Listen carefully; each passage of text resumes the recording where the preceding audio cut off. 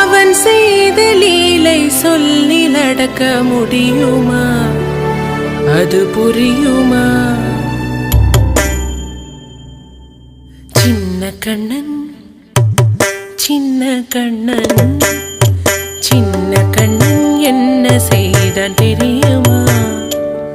அவன் செய்த லீலை சொல்லி நடக்க முடியுமா?